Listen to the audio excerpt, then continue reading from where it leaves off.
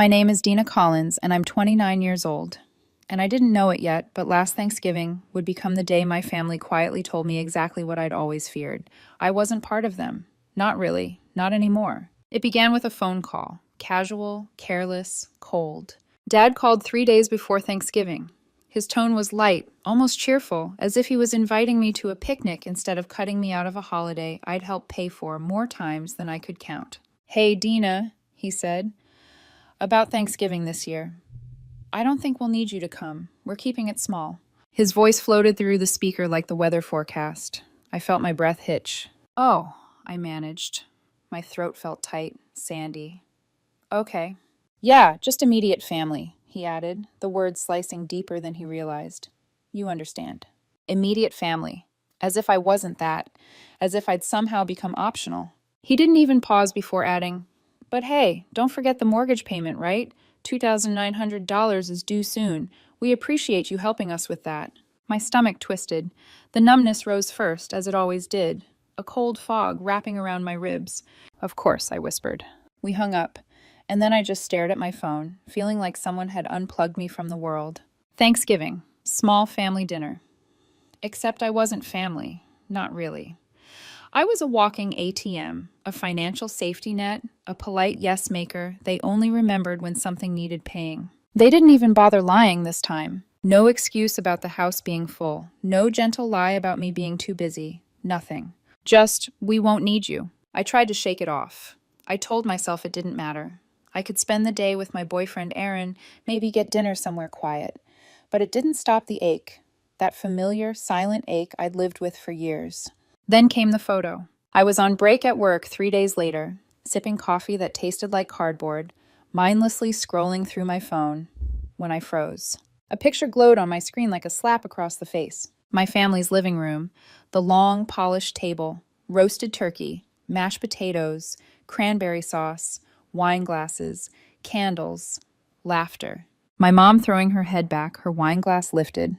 Dad, red-faced and grinning at something off camera. My sister Sarah leaning into her boyfriend, his arm around her waist. Even the neighbors, Mr. and Mrs. Hendricks, were there, smiling like honorary family. Everyone was there. Everyone except me. My breath caught, sharp, jagged. For a second, I genuinely thought I was seeing things. A glitch, a memory, anything but reality. Then I saw the caption. "Thankful for family, grateful for everyone who made it. Everyone." That word, everyone, wrapped around my heart and squeezed. I didn't call. I didn't text. I didn't do anything. I just stared at their happy faces and felt something inside me slowly peel open. Something old, something bruised, something that had waited far too long to be heard. By morning, I felt hollow. At exactly 7:43 a.m., my phone buzzed. A text from Dad. "Hey, just confirming you're still covering our $2,900 mortgage, right?" A question? No. An expectation. An assumption carved into stone. I stared at that message for a long moment, then typed back one word. "Absolutely." Then I opened my banking app, scrolled to their auto payment, clicked cancel. It was shockingly simple, like flipping a switch in a dark room. For 4 hours and 19 minutes, nothing. Then wildfire. Calls. More calls. A flood of missed calls so fast my phone heated in my hand. 3, 5, 12, 28. By 8 p.m., the number blinked at me like a neon sign. 53 missed calls. All from them. I didn't answer. Not one. I didn't need to. They knew something had shifted, something they couldn't control. But they had no idea how much more was coming. See, they didn't just forget me. They didn't simply exclude me. They used me. I wasn't a daughter. I was their insurance policy, their financial seatbelt, their brake glass in case of emergency. And they were about to learn what it felt like when the seatbelt snapped. The next morning, Dad tried to call again. I ignored it. Mom left a frantic voicemail. I ignored that too. Sarah posted a pathetic Facebook rant calling me selfish. I didn't respond. I was calm. Too calm. The kind of calm you feel right before a bridge burns behind you. That night, as my phone buzzed nonstop in the background, I sat on my couch, legs tucked under a blanket, scrolling through the Thanksgiving photo again. And for once, instead of feeling hurt, I felt clarity. They had shown me the truth. They didn't forget me. They didn't keep it small. They simply didn't think I mattered unless I was paying. Fine. They were about to find out what it truly meant when I stopped. By the next morning, their panic had grown arms, legs, teeth. But beneath all that noise, I felt something I hadn't felt in years. Control. I didn't rush to answer their calls. I didn't defend myself. I didn't even blink when Sarah posted a passive-aggressive quote about ungrateful people. I just let the silence do what it needed to do. Because silence terrifies people who only value you when you're useful. And my usefulness was over. But cutting the mortgage was just the first crack in their foundation. If they had built their comfort on my back, then I would simply step aside. Strike one, the mortgage. I'd been covering that $2,900 mortgage for nearly 3 years. Originally, it was supposed to be temporary. Dad had left his job because his boss wouldn't promote him, and Mom's part-time essential oils business wasn't exactly thriving. They asked me for a little help for a few months. That few months somehow became almost 3 years. So, removing the auto payment felt like tugging the first thread of a sweater they had wrapped themselves in. Strike two, Mom's credit card. Mom once told me she needed an emergency credit card just in case. Apparently, in case of emergency meant a weekly online shopping, takeout she didn't feel guilty about, bi-weekly spa trips to de-stress, more essential oils for her business. The balance was $3,700. I called the bank and canceled my cosigner authorization. A polite notification was sent to her immediately. Strike three, Sarah's shiny red lie. Sarah's red SUV was her pride. Sleek, spotless, more expensive than anything she actually earned. She'd begged me to co-sign on it, said she'd take over payments in a few months. A few months never came. I called the dealership. I'd like to initiate a voluntary repossession. The rep on the phone hesitated. Oh, ma'am, are you sure? That's unusual. I'm very sure. 3 moves, 3 cuts. Small, but enough to start the bleeding. The house was shaking now, but I wasn't finished. 8:06 a.m. Dad again. My phone lit up 6 times in a row before a text came through. This is serious. They're saying we're overdue. Call me. No greeting. No question about why the payment failed. Not even a hint of concern for me. Just panic about the money. I let the message sit unread. 8:10 a.m. Mom's turn. A shaky voicemail. Sweetheart, please. There's a mistake. The mortgage is past due. And my card, they said it's been canceled. Can you help us fix this? Her voice cracked in a way that might have once broken me. But all I could think was it a mistake when you uninvited me from Thanksgiving? Or was that intentional?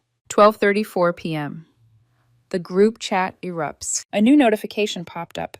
Group chat. Family. Sarah. You did this, didn't you? This is because you're mad you weren't invited.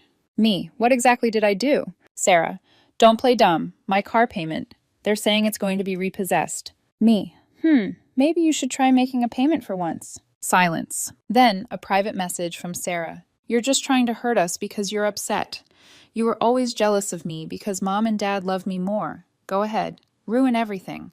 It's the only way you feel important. Jealous. The word lodged in my chest like a shard of glass. I opened her profile, the curated little world she loved showing off. Photo after photo with my parents. Vacations I was never invited to. Birthdays I didn't know happened. Holidays they never mentioned. And then I saw it. Posted 2 weeks before Thanksgiving. A picture of Sarah hugging Mom, both grinning, captioned, "Family is everything. So grateful to have real family around." Real family. For a moment, bile rose in my throat. But I swallowed it down. I wasn't going to react emotionally. Not anymore. Emotion had only made me compliant. Action, quiet, calculated action, was how this story would change. Mrs. Carmichael, the unofficial family historian. Suddenly, I remembered something. Mrs. Carmichael, our nosy neighbor, attended every family event she could wedge herself into, always with her giant camera around her neck, uploading photos to Facebook before the dessert was served. So I sent her a casual message. Hi, Mrs. C. Hope you're doing well. I couldn't make it to Thanksgiving. Did you happen to snap a few pictures? Would love to see everyone. She responded in seconds. Oh, Dina, of course. I have plenty. Sending now. Within minutes, 7 crystal clear photos dropped into my inbox. Every one of them looked like a punchline. My parents laughing. Sarah curled against her boyfriend. Mom's hand on Sarah's shoulder. Dad carving the turkey. Neighbors raising glasses. Everyone present. Everyone smiling. Everyone but me. Perfect. I saved all the photos, selected one, sent it to my mother with a single line. Did you enjoy Thanksgiving with your small family? She saw it immediately, and instantly the calls began. Mom, Dad, Sarah, repeatedly. I ignored them, all of them. Pizza, wine, and panic. That night I ordered pizza. opened a cheap bottle of wine, turned my phone face down as it buzzed relentlessly. Not with regret, not with remorse. With fear. They weren't sorry they left me out. They were afraid of losing what mattered most to them. My money. The next morning, Dad tries to regain control. A new message popped up. Enough of this. We raised you. We made sacrifices. And this is how you repay us? I typed slowly, deliberately. Raised me or used me? This isn't repayment, it's reimbursement. Sarah's public spin. Hours later, Sarah posted a public status. Some people will tear apart their own family for attention, but real family never gives up. Her friends commented, cousins too, random relatives liking and praising her strength. They wanted to tell their version of the story? Fine, I had mine. And mine came with receipts. I went through every message, every guilt trip, every desperate ask for help. I created a digital archive. Clean, organized, undeniable. Then I posted, family isn't who you're born to. It's who shows up when it matters. For years, I covered their bills and cleaned up their messes. And the moment I wasn't useful, I was forgotten. I'm done being their backup plan.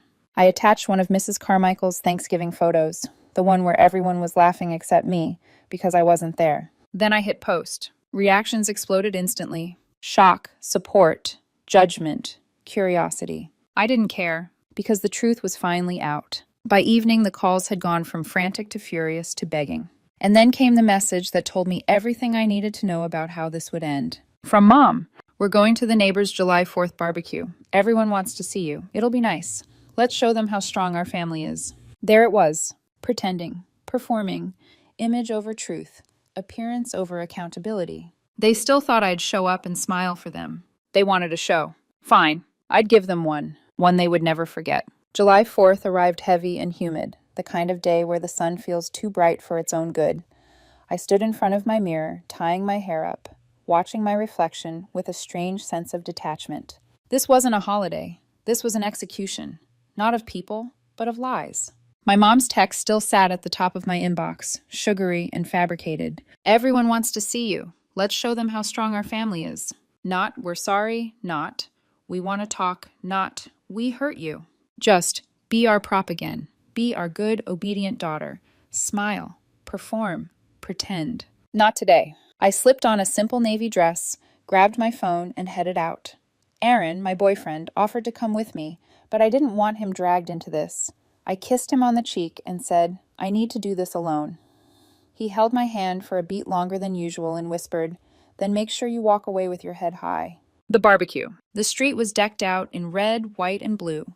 Kids darted between tables, sparklers in hand. The grill smoked heavily, the scent of charred meat drifting toward the sky. Music boomed from speakers set up on porches. And in the center of it all, my family. They stood there like royalty, performing Happy Family for an audience that swallowed it whole. Dad was laughing too loudly. Mom wore the bright yet tight smile she reserved for church and public events. Sarah tossed her hair and leaned lovingly into her boyfriend for maximum effect. Then Dad spotted me. His voice boomed across the yard. There she is, Dina! Heads turned, eyes landed on me. Mom rushed over, clinging to my arm with a smile too wide. Our daughter's always there for us, she told the neighbors loudly. Such a good girl, so generous. Sarah chimed in, smug as ever. We honestly couldn't manage without her. Neighbors raised glasses, nodded approvingly, smiled at the image presented. A strong family, a united family, a loving family. I smiled lightly and tilted my head. Oh, strong like at Thanksgiving? Silence. A slice of cold air cut straight through the July heat. Mom's grip on my arm faltered. Dad stiffened. Sarah's expression twisted. Dina, Dad said in a warning tone, not here. Oh no, I said softly. Here is perfect. The truth unfolds. I took a breath, raised my voice ever so slightly, just enough for the crowd to hear. Since we're being honest and showing everyone what a strong family we are, let's start with this. I pulled my phone from my bag. And maybe we can explain how I've been paying $2,900 a month for their house for 3 years. Gasps, whispers. Mom's face drained of color. Sarah hissed, Are you really doing this now? Oh, I continued. And Mom, your $3,700 shopping debt? I smiled sweetly. Never even got so much as a thank you. Mom's wine glass trembled in her hand.